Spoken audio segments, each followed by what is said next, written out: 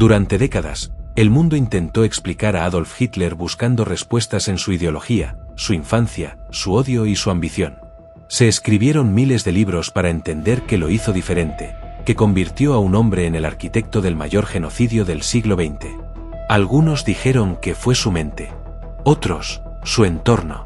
Otros, la historia misma. Pero mientras se discutía todo eso, una pregunta permanecía en silencio, casi prohibida. ¿Había algo en su biología que lo distinguiera realmente? No en el sentido que él proclamaba, sino en el sentido más incómodo de todos. El ADN. Hitler construyó un régimen obsesionado con la genética. La sangre, la pureza, el linaje. La biología fue convertida en dogma y en arma. Millones murieron por una idea falsa de herencia. Y sin embargo, el hombre que elevó la genética a religión hizo todo lo posible por mantener la suya envuelta en sombras. No dejó descendencia reconocida. No permitió estudios médicos independientes. Controló archivos familiares. Porque si había algo que el nazismo no podía permitir, era que el símbolo se resquebrajara. La pregunta, entonces, no era si el ADN podía decir algo sobre Hitler. Era si la verdad sobrevivió a los intentos de ocultarla. Durante años, los historiadores se movieron entre rumores. Se habló de enfermedades hereditarias, de inestabilidad neurológica, de orígenes familiares impropios según los criterios nazis. Nada probado. Todo especulación. Pero la historia dio un giro cuando la ciencia moderna encontró una vía alternativa, no estudiar a Hitler directamente, sino a su linaje. Todo comenzó con algo pequeño y aparentemente irrelevante. Muestras genéticas de familiares lejanos, descendientes colaterales de la línea paterna de Hitler. Personas anónimas, sin poder, sin propaganda, viviendo vidas normales. Lo que compartían era un cromosoma y transmitido casi intacto durante generaciones. Una huella genética que podía rastrear el origen real de la familia Hitler. No sus ideas. No sus crímenes. Su biología desnuda. Aquí es donde la historia cambia de tono. Los genetistas no buscaban justificar nada. Buscaban clasificar, comparar, entender. Y cuando analizaron el haplogrupo del cromosoma y asociado al linaje de Hitler, el resultado fue claro y profundamente incómodo para la narrativa nazi. El marcador genético no coincidía con el ideal ario que el régimen había construido. Estaba vinculado a poblaciones del sur de Europa y del Mediterráneo.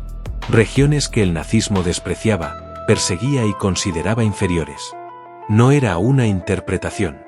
Era estadística genética. Esto llevó a una revelación crucial. Hitler no era biológicamente diferente en el sentido que él proclamaba. No pertenecía a una raza superior. No era un modelo genético excepcional. Su ADN era una mezcla humana común, compartida con millones de personas a las que su régimen habría condenado. Pero la historia no termina ahí. Porque la ciencia no solo desmontó el mito de la pureza, también ayudó a entender qué hacía realmente diferente a Hitler. Y la respuesta no estaba en sus genes. Los estudios modernos sobre genética y comportamiento son claros en algo: no existe un gen del mal. No hay un marcador biológico que explique el genocidio, el fanatismo o el odio. El ADN puede influir en temperamento, en predisposiciones, en vulnerabilidades. Pero no crea ideologías. No construye campos de exterminio. No escribe discursos. Lo que el ADN reveló, paradójicamente, es que Hitler no era un monstruo biológico. Era un humano común con ideas extraordinariamente destructivas. Y ahí aparece el giro más perturbador de esta historia. Si Hitler no fue diferente por su genética, entonces lo que lo hizo peligroso fue otra cosa. Su capacidad de manipular miedos. De convertir frustraciones colectivas en odio organizado. De usar una pseudociencia para dar apariencia de verdad a una mentira. El ADN no explica a Hitler. Lo desarma.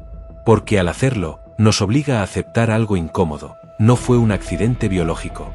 No fue un otro. Fue un ser humano dentro del rango normal de la humanidad.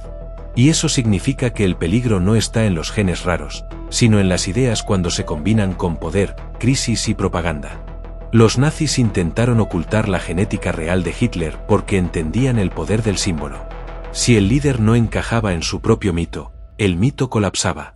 Por eso se persiguieron genealogías. Por eso se censuraron investigaciones. Por eso el ADN tuvo que esperar décadas para hablar. Y cuando lo hizo, no reveló una superioridad oculta. Reveló una ironía devastadora. El hombre que dividió el mundo en dignos e indignos no cumplía sus propios criterios. El régimen que justificó el exterminio en nombre de la biología se sostenía sobre una mentira científica. Y la ciencia, tarde o temprano, siempre cobra su deuda. El cierre de esta historia no es biológico. Es moral.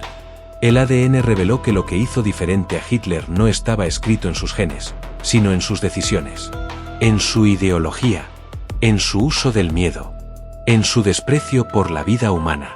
Y eso es, quizás, lo más inquietante de todo. Porque si el mal no está en la genética, entonces no podemos tranquilizarnos pensando que fue una anomalía irrepetible. La verdadera lección es esta: el peligro no viene de la sangre, sino de las ideas. El ADN no condena ni absuelve, pero sí desenmascara.